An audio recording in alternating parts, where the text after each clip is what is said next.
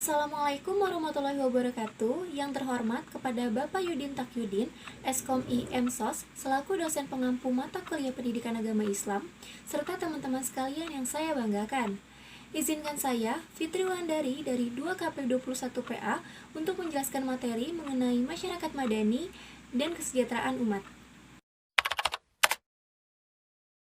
Masyarakat madani adalah tatanan sosial yang subur yang berasaskan pada prinsip moral untuk menjamin keseimbangan antara kebebasan perseorangan dengan kestabilan masyarakat. Masyarakat madani ditandai dengan adanya penekanan pada ruang di mana individu dan kelompok masyarakat saling berinteraksi dalam semangat toleransi di suatu wilayah negara. Masyarakat madani juga berpartisipasi dalam proses pembuatan kebijakan publik. Istilah masyarakat madani sering dikaitkan dengan istilah masyarakat sipil atau biasa dikenal dengan civil society.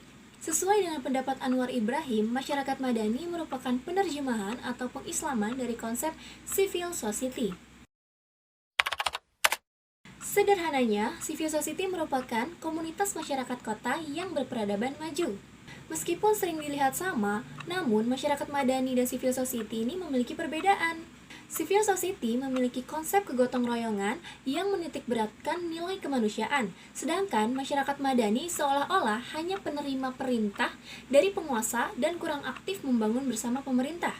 Masyarakat madani lebih berlandaskan pada tata cara kehidupan bermasyarakat dengan landasan keagamaan Islam, sedangkan civil society berlandaskan semangat menuju kesetaraan dalam sebuah tatanan demokrasi.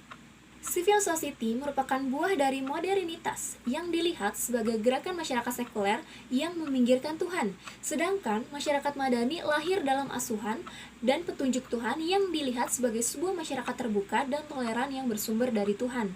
Ada dua masyarakat dalam sejarah yang terdokumentasi sebagai masyarakat madani. Yang pertama adalah masyarakat Sabah dan yang kedua adalah masyarakat Madinah.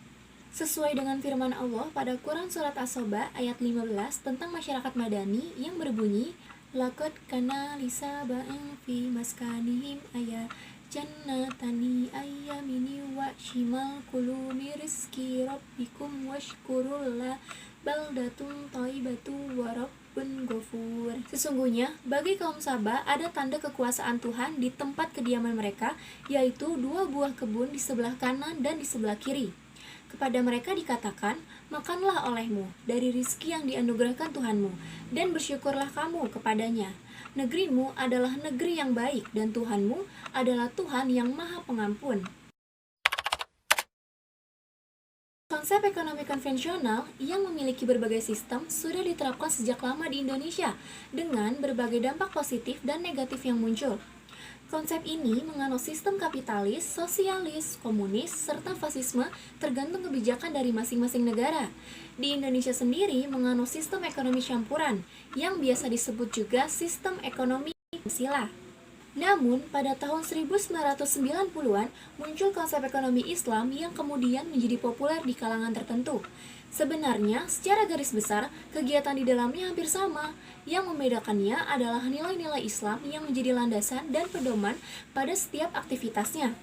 Perkembangan ekonomi Islam ini untuk mewujudkan visi misi Islam yang rahmatan lil alamin agar semua makhluk menjadi sejahtera.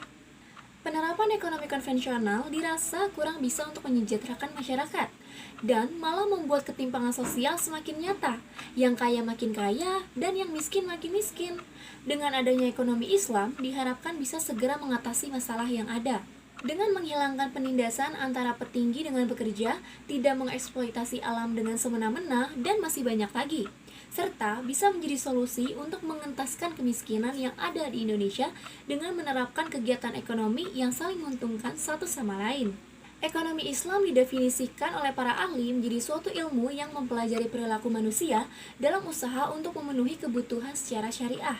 Aktivitas ekonomi Islam juga terdapat perjanjian, di mana perjanjian itu adalah pengikat antara individu agar terjamin hak dan kewajiban masing-masing.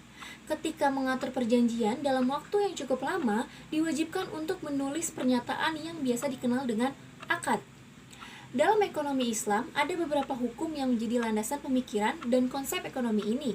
Beberapa dasar hukum tersebut adalah Al-Quran dan Hadis. Al-Quran mendukung umat Islam untuk menguasai dan memanfaatkan sektor serta kegiatan ekonomi dalam skala yang lebih besar, seperti jasa, perdagangan, industri, peternakan, jasa keuangan, dan lain sebagainya yang digunakan untuk kepentingan masyarakat luas.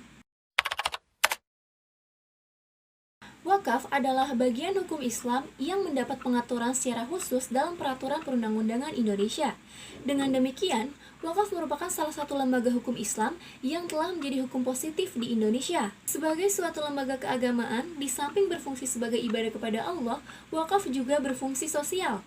Dalam fungsi sebagai ibadah, wakaf diharapkan menjadi bekal bagi kehidupan wakif di akhirat karena pahalanya akan terus-menerus mengalir selama harta wakaf itu dimanfaatkan. Adapun dalam fungsi sosialnya, wakaf merupakan aset yang sangat bernilai dalam pembangunan. Peranannya dalam pemerataan kesejahteraan di kalangan umat dan penanggulangan kemiskinan merupakan salah satu sasaran wakaf. Dengan demikian, jika wakaf dikelola dengan baik, maka akan sangat menunjang pembangunan, baik di bidang ekonomi, agama, sosial, budaya, politik, maupun pertahanan dan keamanan. Di berbagai negara yang perwakafannya sudah berkembang dengan baik, wakaf merupakan salah satu pilar ekonomi yang dapat dipergunakan untuk meningkatkan kesejahteraan masyarakat. Sekian penjelasan materi mengenai masyarakat madani dan kesejahteraan umat dari saya, kurang lebihnya mohon maaf. Assalamualaikum warahmatullahi wabarakatuh.